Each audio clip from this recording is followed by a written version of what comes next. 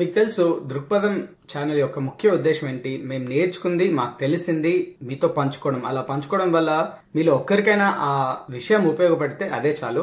కానీ మేము చెప్పేదంతా కూడా ఒక అభిప్రాయంగానే పరిగణించండి, ఎందుకంటే మాకు అన్ని విషయాలు తెలియవు, మాకు తెలిసింది మాత్రమే ఇక్కడ చెప్తున్నాం. ఇంతకుముందు వీడియోలో ఉద్యోగ ప్రయత్నాలు చేస్తున్న వాళ్ళు ఎలాంటి దృక్పథంతో ముందుకు వెళ్ళాలి, ఒకవేళ ఉద్యోగం ఆల్రెడీ మీకు వచ్చి ఉండకపోతే రావడానికి ప్రయత్నాలు చేసిన వాళ్ళు ఎలాంటి దృక్పథంతో మార్కెట్లోకి వెళ్ళాలని మనం మాట్లాడుకున్నాం. ఈ వీడియోలో ఆల్రెడీ మీరు ఒక ఉద్యోగం చేస్తున్నట్టయితే, అది కొత్త ఉద్యోగం అవ్వచ్చు, పాత అవ్వచ్చు, అది మ్యాటర్ కాదు. ఇక్కడ మీరు చేస్తున్న ఉద్యోగంలో మీరు రాణించాలంటే ఏం చేయాలి? ఈ టాపిక్ పైన వేలలో పుస్తకాలు ఉన్నాయి, అన్ని లాంగ్వేజెస్ లో పుస్తకాలు ఉన్నాయి.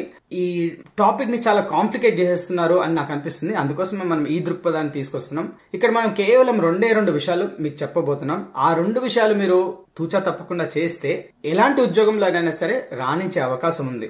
ఎలాంటి ఉద్యోగంలో అయినా సరే మీరు రాణించాలంటే మొదటగా మీరు చేయాల్సింది ఒకటి, అదేంటి అంటే make your boss look good. అంటే మీ బాస్ ఎవరైతే ఉంటారో, సూపర్వైజర్ ఎవరైతే ఉంటారో, ఎవరైనా సరే మీరు ఎవరి కింద అయితే పనిచేస్తున్నారో వాళ్ళని మంచిగా కనబడేటట్టుగా చేయాలి. అదేలా ఎలా అంటే మీకు ఒక బాస్ ఒక పని చెప్పారు, ఆ పని మీరు చాలా బాగా చేస్తారనుకోండి, దానివల్ల మీకు పేరు వస్తుంది తప్పకుండా. కానీ ఆ బాస్ కు కూడా పేరు వస్తుంది, అంటే బాస్ కూడా మంచి పేరు వస్తుంది. మీరు వేరే tick talk channels, YouTube channels లో చూస్తే బాస్ ని కేర్ చేయొద్దు, లేదంటే ఉద్యోగాల్ని కేర్ చేయొద్దు అని ఎన్నో రిబేలియన్ మాటలు మాట్లాడతారు. వాళ్ళందరికీ ఆల్రెడీ బ్యాక్గ్రౌండ్ అయినా ఉంటుంది, లేదంటే డబ్బులైనా ఉంటాయి, లేదంటే వాళ్ళకి రెస్పాన్సిబిలిటీస్ ఉండకపోవచ్చు. ఇక్కడ మనం మాట్లాడుతుంది ఎవరి కోసం? ఎవరైతే ఒక ఉద్యోగం గానీ, ఇక్కడ మనం స్పెసిఫిక్ ఉద్యోగం మాట్లాడుతాం కాబట్టి ఉద్యోగంలో రాణించి తమ ఫ్యామిలీని ఎస్టాబ్లిష్ చేయడానికి, సెటిల్ చేయడానికి చూస్తున్న వాళ్ళ గురించి మాత్రం మాట్లాడుతున్నాం.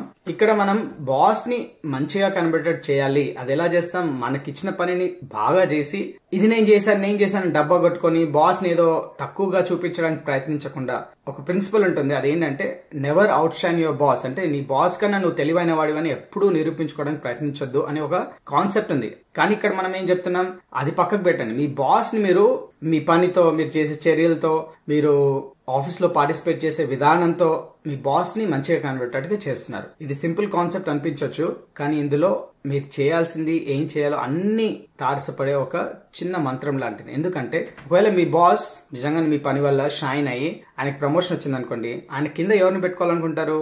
ఆయనకి సహాయం చేసే వాళ్ళు, ఎవరైతే ఆయనని తక్కువగా చూపించరు అనుకుంటారో వాళ్ళని పెట్టుకుంటారు. అదొకటి.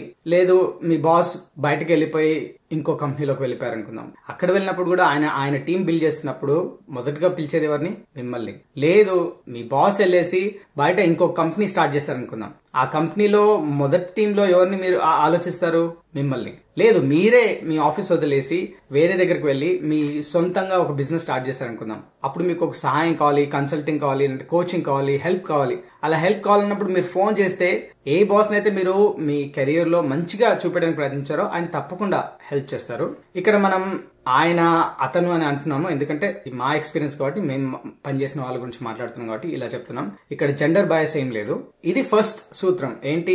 మీ బాస్ ని ఎప్పుడు మంచిగా కనబెట్టేట్టుగా చేయాలి. అది ఎలా చేస్తారో, మీరు పని మంచిగా చేసి, మీకు ఇచ్చిన టాస్క్స్ అన్ని టైంలో కంప్లీట్ చేసి, ఆఫీస్ లో అప్రోప్రియేట్ బిహేవియర్ పాటించి, ఇవన్నీ కూడా మీ బాస్ ని మంచిగా కనబడే విషయాలు. దీనివల్ల మీకు కూడా కెరీర్ లో హెల్ప్ అవుతుంది. అది మొదటి విషయం. రెండో విషయం వచ్చేసి ఇది చాలా ముఖ్యం. అదేంటంటే మీరు పనిచేస్తున్న చోట ఏదైనా కష్టమైన పని ఉంటుంది కదా, అంటే అందరూ స్కిప్ చేయాలని ప్రయత్నిస్తుంటారు, అరే ఇది నేను చేయాలనుకోవట్లేదు, లేదంటే రేపు చేస్తాను, ఎల్లుండి చేస్తాను, ఏదైతే పోస్ట్ పోన్ చేస్తున్నా, అంటే అన్ప్లెజెంట్ టాస్క్ ఏదైతే ఉంటుందో, కష్టమైంది అయితే ఇంకా బెటర్, కాంప్లికేటెడ్ అయితే ఇంకా బెటర్. అన్నిటికన్నా కష్టమైంది కానీ కష్టసాధ్యమైన పనులు ఏవైతే ఉంటాయో మీ ఆఫీస్ లో, అలాంటి పనులను మీరు ఎంచుకొని దాంట్లో మీరు ఛాంపియన్ అవ్వాలి. ఛాంపియన్ అంటే ఇంకా ఆఫీస్ లో ఒక్కరిద్దరిలో మీరు ఉండాలన్నమాట. అరే ఈ టాపిక్ గురించి ఏ ప్రశ్న వచ్చినా అతని దగ్గరికి వెళ్ళండి, అతనే మీకు కరెక్ట్ సొల్యూషన్ అనేంత బ్రాండ్ నేమ్ మీరు సంపాదించుకోవాలి. ఏ టాపిక్ అయినా సరే అది మీరు ఎంచుకోవచ్చు. అయితే ఈ మాట నేను చెప్పగానే మీలో చాలా మంది ఆల్రెడీ 8 గంటల కోసం పే తీసుకొని 12 గంటలు పనిచేస్తున్నాం, మీరు చెప్పేదానికి టైం ఎక్కడ ఉంటుంది అని మీరు అనొచ్చు, తప్పులేదు. కానీ ఇప్పుడు నేను చెప్తున్న ఎక్స్పర్టీజ్ ఏదైతే ఉందో, అంటే ఏదో ఒక విషయంలో నైపుణ్యత తీసుకురావడానికి మీరు పెద్దగా స్పెండ్ చేయాల్సిన టైం ఏమి ఉండదు. మహా అంటే ఒక 15 to 20 minutes ఎ డే. ఏదైతే అందరికీ కష్టమో దాన్ని నేర్చుకోవడానికి మీరు 15-20 నిమిషాలు ప్రతిరోజు ఆఫీస్ లో ఉన్నప్పుడే ప్రతిరోజు పనిచేస్తారనుకోండి, అంటే నేర్చుకున్నారనుకోండి, మీరు నెల 2 నెలలు తిరిగే లోపు ఆఫీస్ లో అందరికన్నా ఎక్కువగా ఆ టాపిక్ గురించి తెలిసిన వాళ్ళలో మీరు వచ్చేస్తారు. అలా మీరు 1 సంవత్సరం చేస్తే ఈ టాపిక్ మొత్తం మన కంపెనీలో ఇతని కన్నా బాగా ఎవరికి రాదు అనేంత బ్రాండ్ కూడా వచ్చేస్తుంది. ఈ సూత్రం ఏదో చిన్న చిత్క కంపెనీస్ కే కాదు, పెద్ద పెద్ద కంపెనీస్ లో కూడా పనిచేస్తుంది. నేను పనిచేసిన కంపెనీలో దాదాపు 2.5 లక్షలు ప్రపంచవ్యాప్తంగా ఉండేవారు. ఈ సూత్రం వల్ల నేను కొన్ని విషయాల్లో వేరే దేశాల నుంచి కూడా ఈమెయిల్స్ వచ్చేవి. నాకు ఈ పలానా టాపిక్ లో ఇష్యూ వచ్చింది, నేను అడిగితే ఈ టాపిక్ కి మీరు ఎక్స్పర్ట్ అని తెలిసింది, హెల్ప్ చేస్తారా అని. అంటే మీరు స్పెండ్ చేసిన 15-20 నిమిషాలు రోజు చేయాల్సిన అవసరం లేదు, వారంలో 2-3 రోజులు చేశారనుకుందాం. అలా 15-20 నిమిషాలు ఏదైతే మీరు ఎక్కువ స్పెండ్ చేస్తున్నారో ఒక టాపిక్ పైన, ఏది ఆఫీస్ లో మీరు పనిచేసే చోట ఎవరికి ఇష్టం లేనిది, అందరికి కష్టం అనిపించేది, అందరికి ఇబ్బంది అనిపించే టాపిక్ లో మీరు స్పెండ్ చేసి దాన్ని మీరు ఎక్స్పర్ట్ అయిపోయిన తర్వాత దీన్ని సులభతరం ఎలా చేయాలి, వేరే వాళ్ళకి ఎక్స్ప్లెయిన్ చేయడంలో కానీ దాన్ని ప్రాసెస్ చేంజ్ చేయడంలో కానీ ఎలా అయినా సరే సులభతరం ఎలా చేయాలనే ఆలోచన కూడా మీరు చేయండి. కానీ యథావిధంగా అది ఎలా ఉందో అలా ఉన్న దాంట్లో మీరు ఆ ఆఫీస్ లో గానీ ఆ ఏరియాలో గానీ ఎక్స్పర్ట్ అయ్యారనుకోండి, దీనివల్ల 2 లాభాలు. ఒకటి, మీ జాబ్ సెక్యూరిటీ లేదంటే మీ జాబ్ లో పురోగతి అనేది చాలా ఈజీగా వస్తుంది. రెండోది, మీరు ఆ జాబ్ వదిలేసినా లేదంటే వేరే మార్కెట్ లోకి వెళ్ళి మీరు సొంతంగా స్టార్ట్ చేసినా లేదంటే మార్కెట్ లో వెళ్ళి ఇంకో జాబ్ వెతుక్కోవాలనుకున్నా మీకు ఆల్రెడీ బ్రాండ్ నేమ్ వచ్చేసింది కాబట్టి ఆ ట్రాన్సిషన్ అనేది చాలా ఈజీ అవుతుంది. చెప్పా కదా, ఒక ఉద్యోగంలో రాణించాలంటే ఏం చేయాలనే దానిపైన వేలలో పుస్తకాలు ఉన్నాయి, కానీ ఆ పుస్తకాలు లేదంటే ఆ లాంగ్వేజెస్ అవన్నీ కూడా ఈ మ్యాటర్ ని చాలా కాంప్లికేట్ చేశాయని నాకు అనిపిస్తుంది. అందుకోసమే ఈ 2 విషయాల్లో మీరు ఫోకస్ చేసి చూడండి ఏం జరుగుతుందో. ఒకవేళ ఇక్కడ పంచుకున్న ఈ విషయాలు మీకు ఉపయోగకరంగా ఉన్నా లేదంటే అరే కొత్తగా అనిపించాయి, ఇవి నేను అమల్లోకి తీసుకొస్తాను అనుకున్నా మాకు కామెంట్ లో చెప్పండి. మీ కామెంట్స్ వల్ల మాకు కొంచెం ఎంకరేజ్మెంట్ వస్తుంది. ఇలాంటి టాపిక్స్ లేదంటే కొత్త టాపిక్స్ అవన్నీ కూడా తీసుకురావడానికి మాకు ఒక ఆసరాలాగా నిలుస్తాయి. కాబట్టి తప్పకుండా మీరు కామెంటే కదా అని అనుకోకండి, కామెంట్, లైక్, షేర్ చేయడం మర్చిపోకండి.